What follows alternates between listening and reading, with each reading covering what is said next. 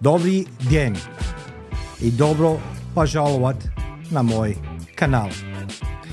Ja, general Polyakov, a сегодня и расскажу вам историю, как я предал свою страну и как Америка предала меня. Good afternoon and welcome to my channel Live the Battlefield. I am General Dmitry Polyakov, and today I will tell you the story how I betrayed my country and how America betrayed me. I do apologize. My Russian, it's a little bit rusty. It was many years since I spoke Russian, and those who don't know, in Yugoslavia and all these beautiful Eastern Bloc countries under Russian sphere of domination, language was compulsory in primary and high school. So, as I say today, we're going to talk about Dmitry Polyakov. I understand there is a plenty of videos and biographical movies about this General Dmitry Polyakov. However, I'd like to touch 2 points on this case. Dmitry Polyakov was the traitor. He betrayed his country, betrayed his people, betrayed the foundation of the revolution, a foundation of the Союз Советский Социалистический Республик, USSR. However, he wasn't just ordinary German general. He was the general in a military intelligence. We're going to come to this a little bit later. Second element it is that he served American intelligence community, particularly CIA. And guess what? CIA and the FBI betrayed him to Russians. Why this is very important to understand? The world of espionage is not very simple. It's very, very gray. And I like to share something with you from my own experience.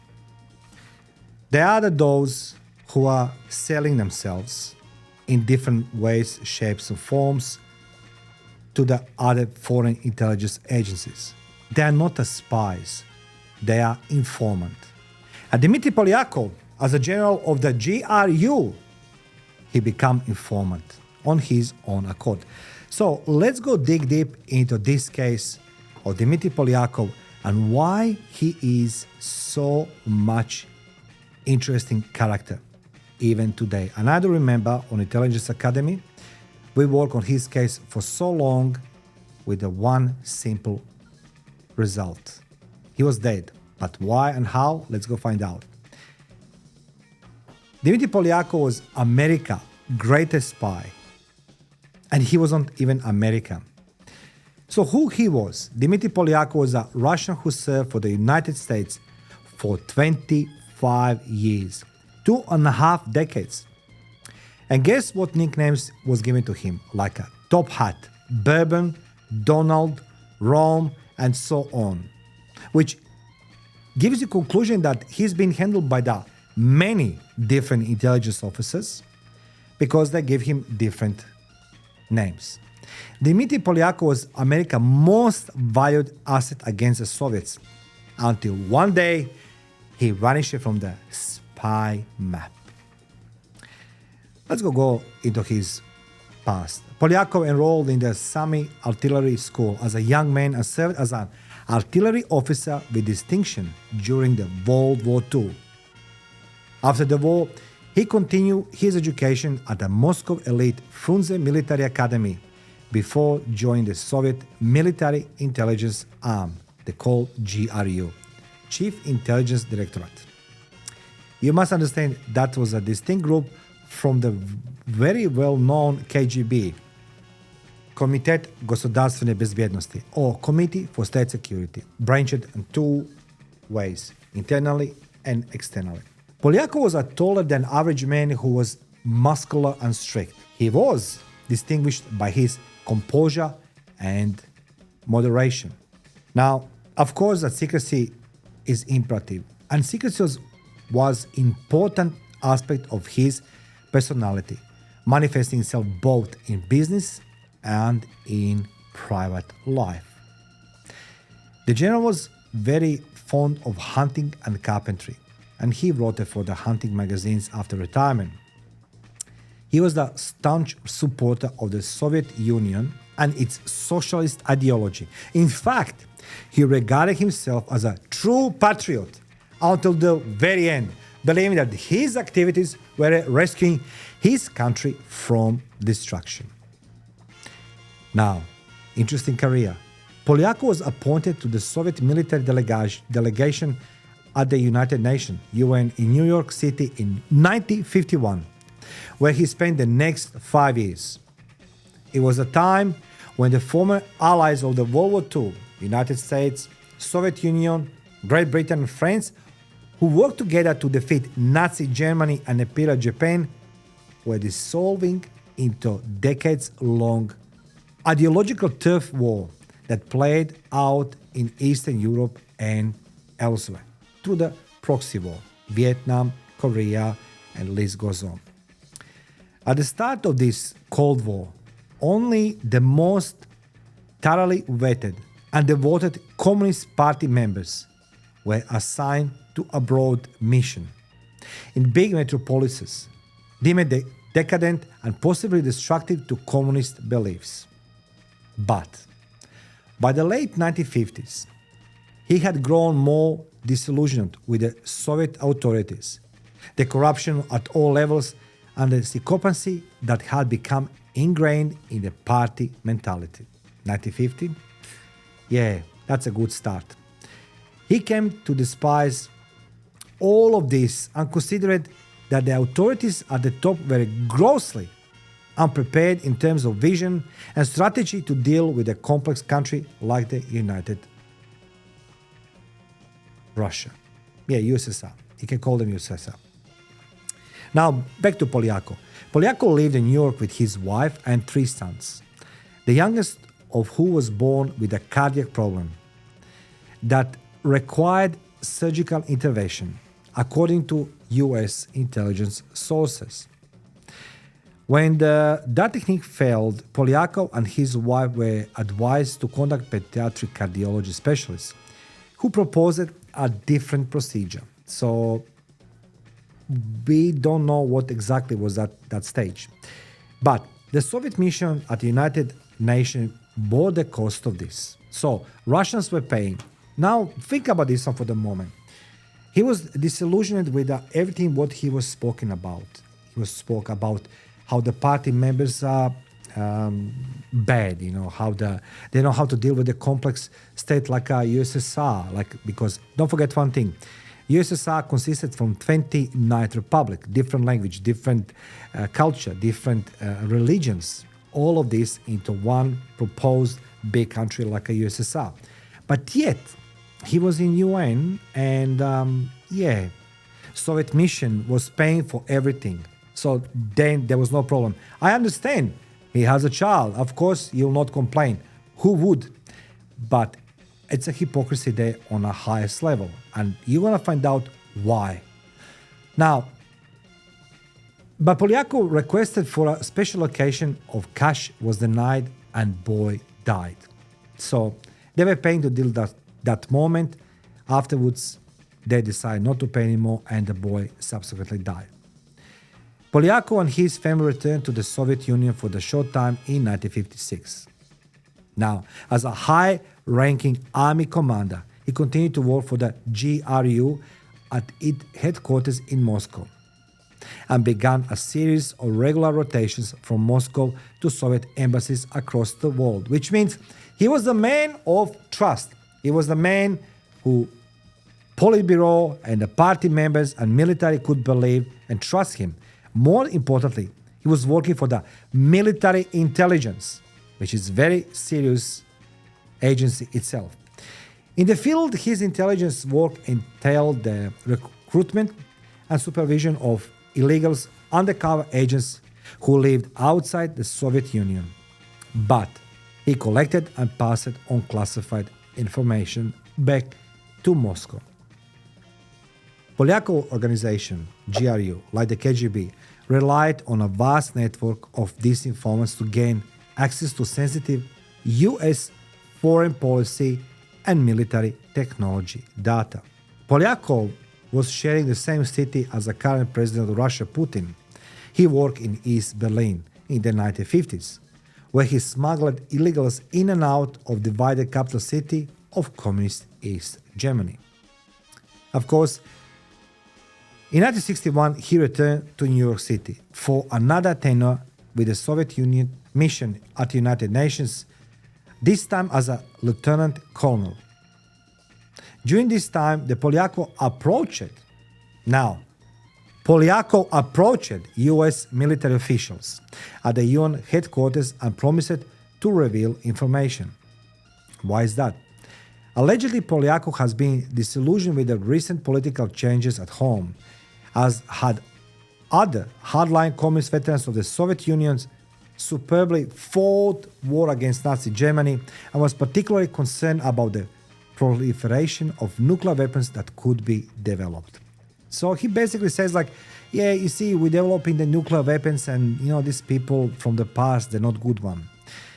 In the fall of 1962, while traveling between the New York City and Europe on the Queen Elizabeth II ocean liner, FBI agents met secretly with Polyakov, who revealed the names of 4 American military officers who had received payments from the GRU or KGB for providing classified information.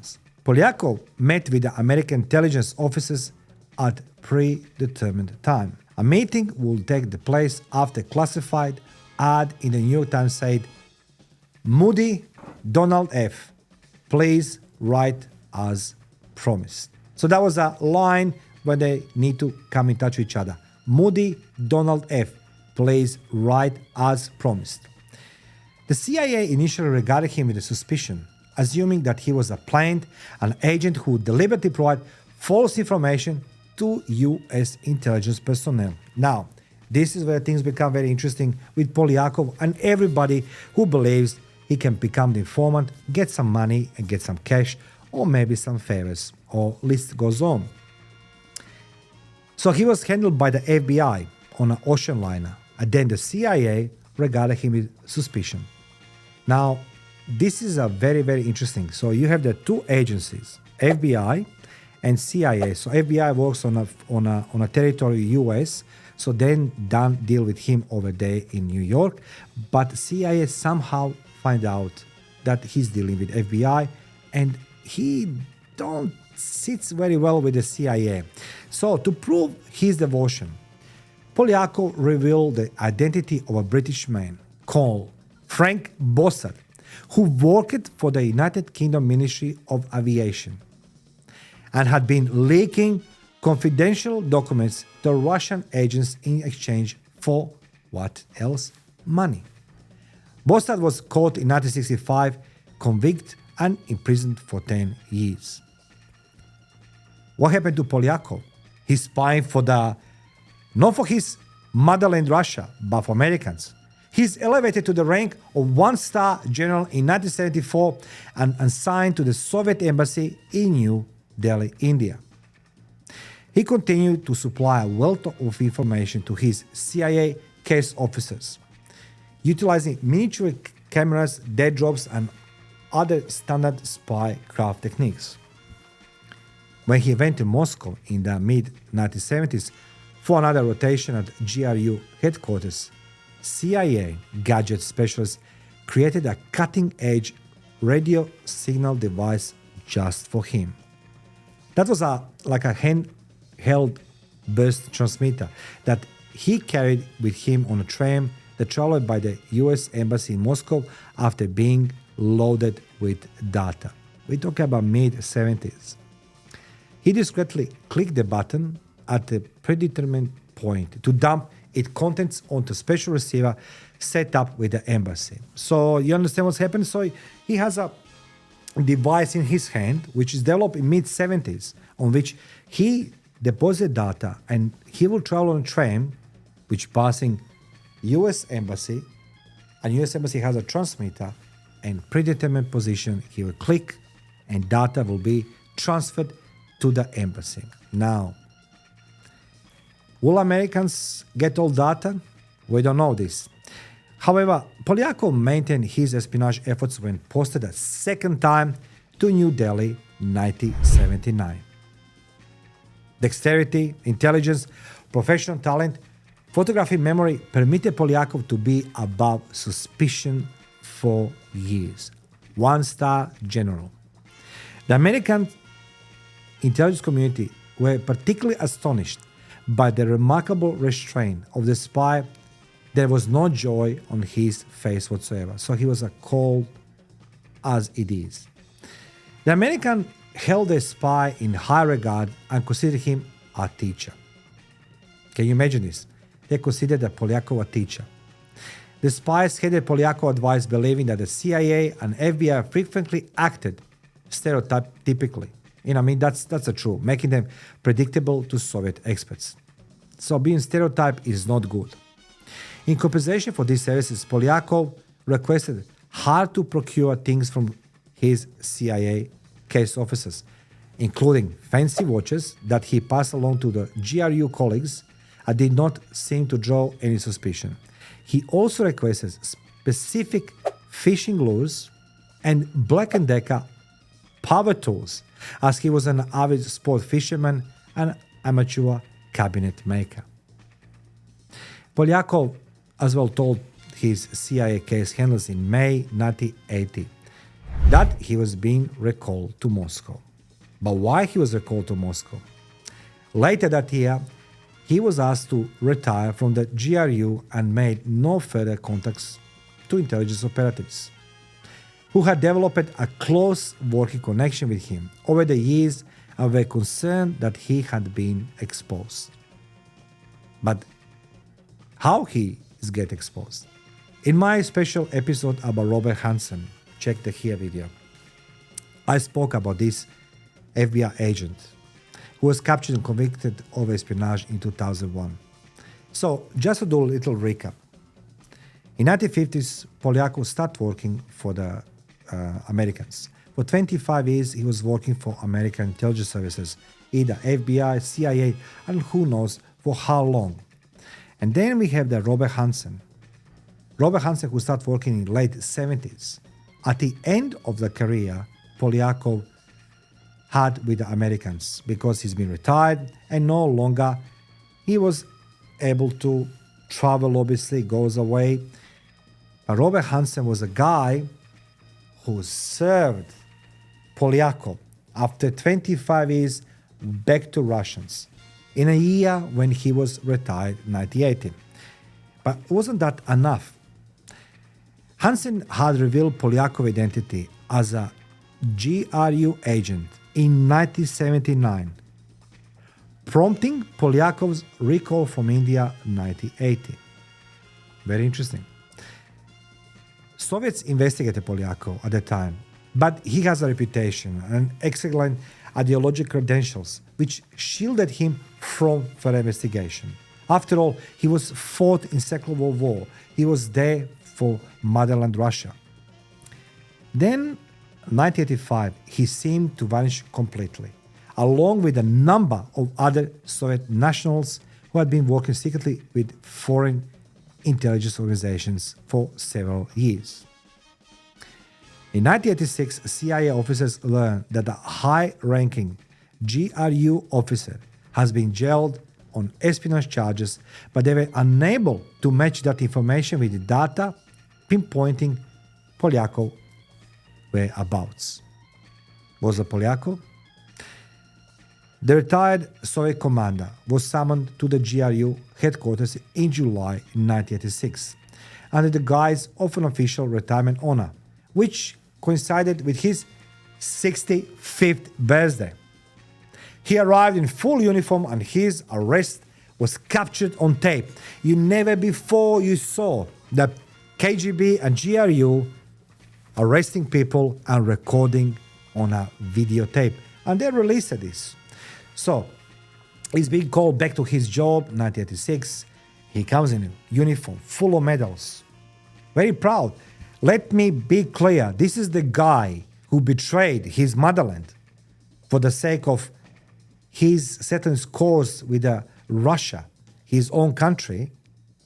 But he's coming for his retirement honor and his 65th birthday And what he received?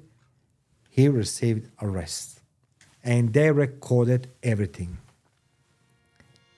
Dmitry Polyakov was arrested on July 7, 1986, at a conference of veteran intelligence operatives. That's what happened to him. The spy actively assisted the investigation and anticipated to be exchanged. But the court sentenced him to the death. So Polyakov was hoping it's going to be exchanged. Well, the court says, no, you're going to be dead. So how Americans betrayed the Polyakov? Polyakov spied 25 years in favor of Americans. And he was a spy itself. And he was not just an ordinary spy. He was a one-star general. He had a privy to many, many other things. And see how that works, this world of espionage. On one side, you have Americans, which they're using his services. And as well, they have the people inside their own, in the CIA and FBI, who betrayed Polyakov back to the Russians. Why is that important? Because everybody who supplies information, like a Polyakov and a Hansen, and there's a long list of these people, because they are informants. He was being sentenced to death, and he was hoping he's going to be exchanged. So what's the next happen? Ronald Reagan asked Gorbachev to pardon Polyakov. So, President of United States asked the President of Russia to pardon Polyakov at a meeting between the presidents of the USSR and US in May of the same year, 1986. Mikhail Sergeyevich wished to respect his international colleague and consented, but it was too late. GRU General Dmitry Polyakov, an American intelligence operative, were assassinated on March 15, 1988. Despite Americans and American President Ronald Reagan asking Gorbachev to spare him, exchange him, Gorbachev says, no. What do you think why? You tell me why the Gorbachev didn't pardon him and exchange him with some his counterparts from USA. Thank you for watching Live the Battlefield Mario. Please feel free to subscribe, share, like, and comment, and let's go learn from each other much more about Polyakov. Why the Polyakov was recorded and the video being published across the social media, and why Ronald Reagan asked for Polyakov to be exchanged and asked this Russian President Gorbachev. Thank you for watching Live the Battlefield. Let me know in the comment section below. Thank you.